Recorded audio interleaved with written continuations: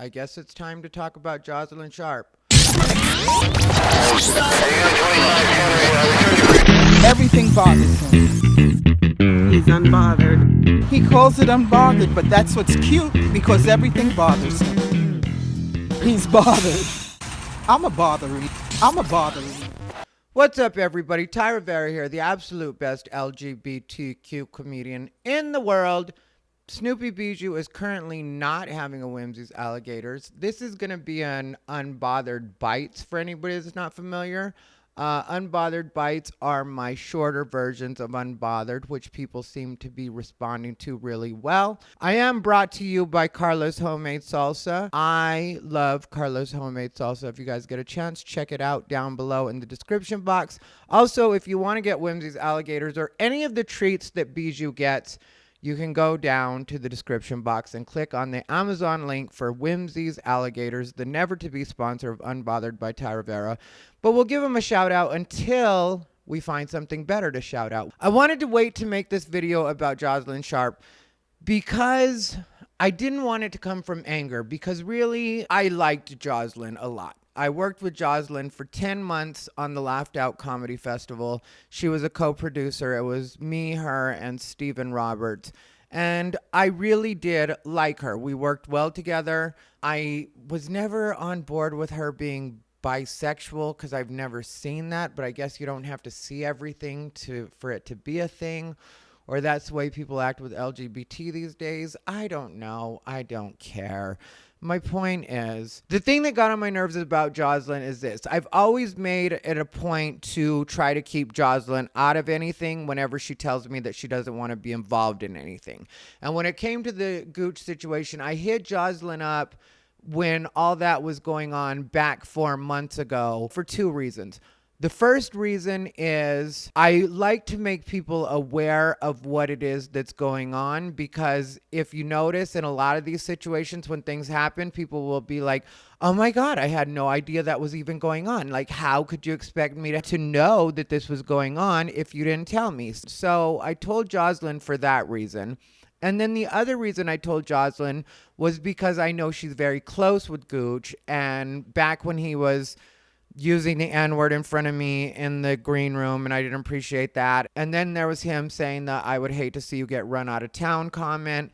And so I figured, since Joz knows both of us, that she would be a good person to hit up to possibly mediate that situation and make everything so it doesn't get as public as it has turned out to be. And I know that I'm the one that's made everything public, and I take full responsibility for that, and I don't apologize for it. Because like I told you guys, anything dirty that happens to me on this scene, I'm going to report to my platform just so everybody knows what it is that's going on. I've heard people say silly things like, well, he's just talking to the same 300 people that listen to his videos anyway. And it's like, yeah, stupid. That's 300 times less that I have to tell anybody this story. So to me, that's about being efficient. But anyway, my thing with Joslyn was I thought that maybe she could possibly mediate that. And it turns out that she was a little too close to the situation. So she didn't want to get involved, which I understand that. She brought up her social anxiety disorder back then, which I'm going to be honest about that. I know that that's serious for some people. With Joslyn, I notice it to be a thing that she brings up whenever she's in a tough spot, because she knows she can rely on mental illness, and people will get like, oh my God, she's suffering from mental illness. You've got to be understanding. I don't have to be understanding, and I'll explain to you why.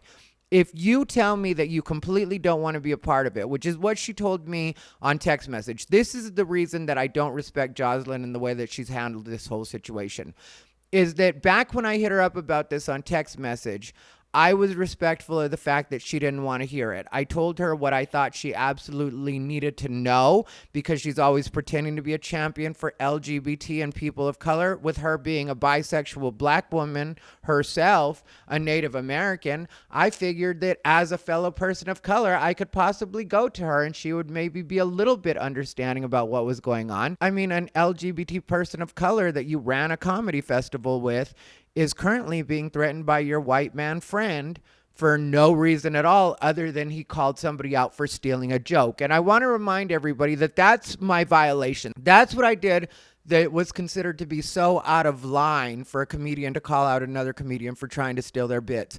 But to these people, apparently that's the worst thing you can do. And like I said, I get it, because these comics are all very derivative of other comedians. So of course they don't want me calling out that somebody's doing somebody else's jokes. When I said what I said about Joslyn being kind of a knockoff of like an Amy Schumer and a Whitney Cummings, I meant that. I also left out Jen Kober, because she does a little bit of Jen Kober in there too. And she doesn't steal the bits. She's not stealing anybody's bits. She just doesn't come up with anything original. It's all stuff that I've already heard from other female comedians. And that part is me being more honest than I would be if we were friendly, just because I always felt like she would figure it out. But after 10 years, I would say that that's just the way these people operate, you know, because I've known Joslyn for 10 years. She's been doing comedy for 10 years, maybe just under.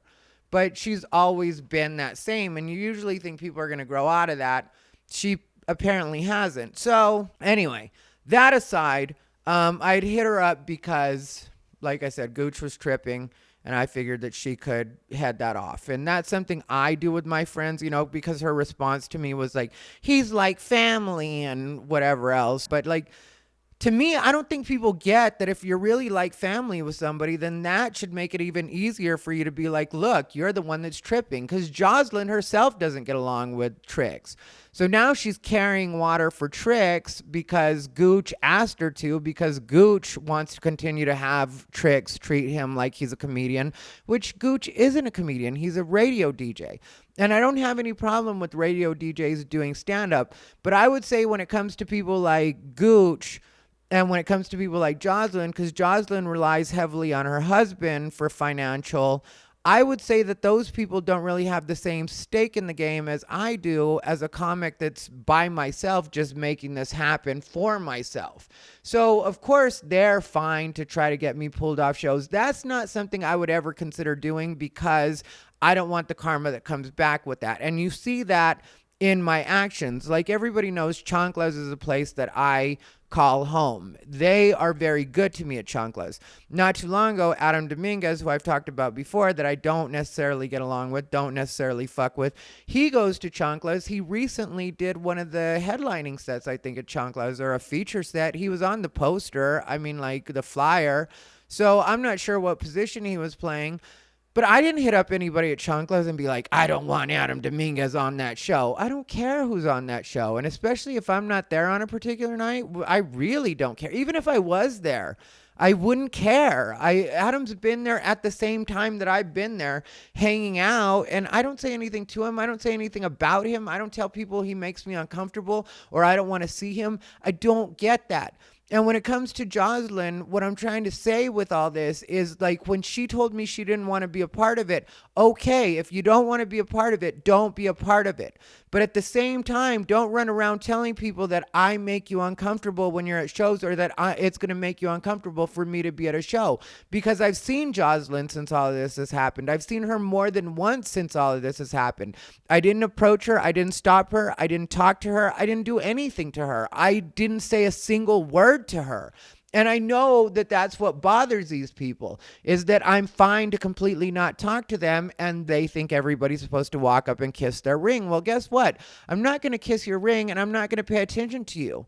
And if you have a problem with that, then that's something you need to deal with and not involve me in. There's no reason that I should be involved in that equation, or any booker should be involved in that. If your social anxiety is so bad that you can't see certain people, then maybe you need to either adjust your meds, have your meds adjusted by a professional, or maybe you just shouldn't go out, because I've done nothing to you. Now, I know that a part of the reason that people don't want me to be out, people don't want other people to see me, is because it fucks with their narrative. Right now, people are trying to set up a narrative like nobody wants to talk to me, nobody likes me. But all I have to do is show up someplace and everybody's hanging out with me and everybody's talking to me, because one, I'm a real comic, and two, I'm fun to be around. As much as people try to make it seem like I'm this terrible guy and I'm mean to everybody and I bully everybody. And the reality of the situation is that a lot of people still like hanging out with me because I am fun and I am funny and I am willing to give people advice. So when you're trying to set up a narrative, well, that's not going to be very effective when I show up and I look like I look and because really what I do most of the time is work out and hang out with Bijou. And other than that, create content and write. So I'm doing everything that a comic is supposed to be doing, and I don't know why everybody else isn't. I don't know why anybody else is so concerned with me and what it is I'm doing if they're all so well adjusted. Like, to me, that's what doesn't really make sense. So, yeah, I get that I fuck up your narrative by being out, but what you're really doing is messing up your own game. And that's a part of why I had hit Jozalyn up originally about the Gooch situation, is because I know that every one of these people that tries to go up against me is just going to wreck themselves. And it's not because of me or because of anything I'm doing. Like I mentioned, 2 shows have closed down over this situation, and not directly over this situation, but because of shrapnel, I guess you could say, just in the way that these people are so busy trying to fuck me over that they're not doing the stuff that they need to be doing to keep their shows going. Like Gooch, when he lost it on me at the LA Comedy Club. Like, that's the worst thing you can do as a professional comic, is get into a fight at a comedy club with another comedian, because you're going to look like a crazy person. A lot of people see that as a liability. What a lot of people don't get is that it's not just about you and your argument. There's a gaming license, there's a liquor license, there's the fact that Yelp reviews could look terrible, because some of that stuff was happening while audience members were coming into the showroom. So when you consider everything that's at stake, especially in a city like Las Vegas, that is all about money and licensing and having licensing in order to make money, you really are putting everybody in a tough spot when it comes to that. But like I said, I've tried to warn everybody because I'm not going to lose my composure. I lost my composure that one time with Jimmy Kimmel's sister, and it was just in an argument form. Nothing physical at all happened. Nothing even close to physical happened. It was just a loud argument, and I wasn't proud of my behavior because, like I said, I'm supposed to behave like a professional, whatever else is going on in the room. But I didn't do that. So I personally take responsibility for the fact that I had a louder than it should have been argument in a professional environment. But other people aren't willing to look at that. Other people look at their behavior as, I triggered them. I made them do that. I didn't make you do anything. Technically, I didn't even know you were going to be there. So not only did I not make you do anything, my intention wasn't to make you do anything. So I don't know where people get these ideas that somehow the Las Vegas comedy scene is going to turn into a safe space for them. But that's not going to happen.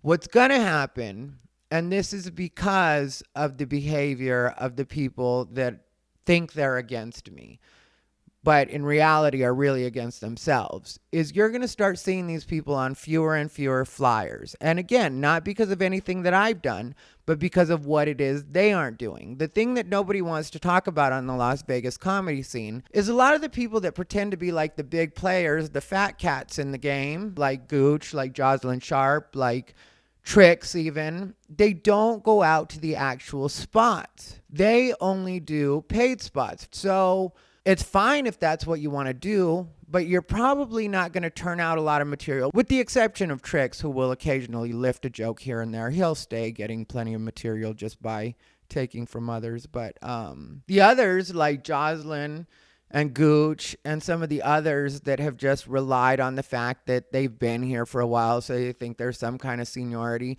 There is no seniority in comedy. That's why I always stay out. That's why I'm always doing new material. That's why I'm always working on something different, is because there is no seniority in comedy. You don't really get anywhere just because you've been here for a while. So what people don't realize in not going to the open mics, and what I get to see on a regular basis, because I will show up at places that aren't the most glamorous and aren't even paying me sometimes, is I will get to see who's hungry, and I will get to see who's on their way up, and I will get to see who it is that's really trying to raise the game and get better, because that's what you have a lot of right now. And that's why this is going to be very ineffective for Joslyn, Gooch, and the rest of their friends, is because most of the comics, with a very few weak-minded number, but very few are really going to submit to that. Because most comics right now are trying to make money. They're trying to set up rooms. They're trying to fill spots. They're trying to get into spots. So it's not really about what it is you like or how long you've been here.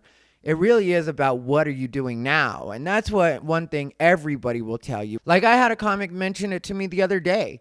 A comic was like, yeah, I'm not going to listen to Gooch or Jaws because I never see them out.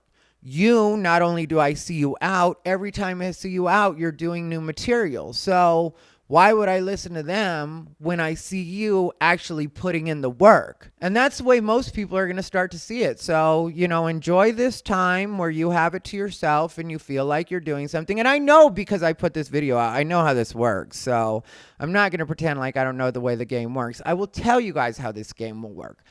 What will happen is some people will see this. Even though I've been as polite as I have been on this video, some people will see this as me bullying Gooch and Jaws. Even though I got physically assaulted, attacked by Gooch, some people are going to see this as me being the bully, because that's the narrative that some people just have in their brains, is that I'm the bully. So some people are going to see it that way, and they're going to go ahead and book them on as much stuff as they can book them on.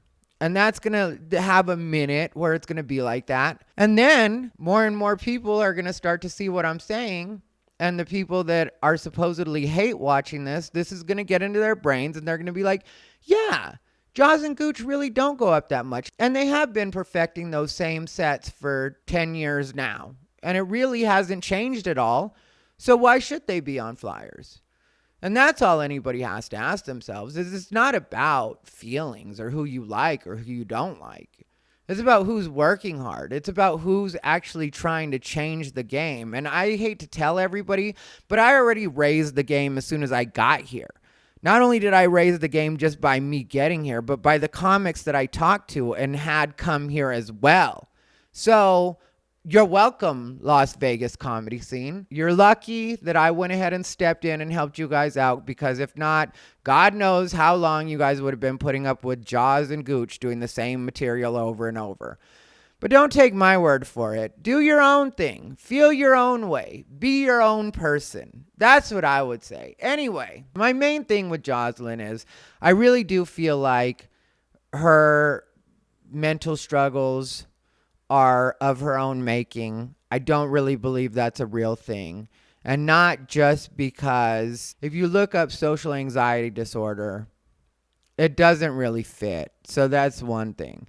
And then the other thing is, if you really wanted to stay out of everything, you wouldn't be behind the scenes telling people that you don't want to see me at shows and trying to make it hard for me to get up. If you really wanted to not be involved in everything, you wouldn't put yourself right in the path. You wouldn't do that. That would make no sense at all.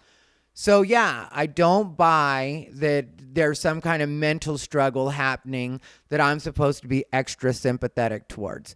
If you're really having mental problems, then try not to make it so other people have mental problems, because really that's what you're trying to do. I mean, like, I read up on social anxiety disorder, and basically if you really do have that, and you're really trying to do what it is you're trying to do behind the scenes, then you're trying to give me social anxiety disorder, which, if you know how terrible that is because you supposedly struggle with it, then why would you try to put that on another person? Makes absolutely no sense at all. But what do I know? Let Jaws tell it. Nobody can break it down like a bisexual Black Native American woman. Nobody can break it down quite like that mix of women of color and LGBT realness. Anyway, this has been Thai Rivera, the absolute best LGBTQ comedian in the world.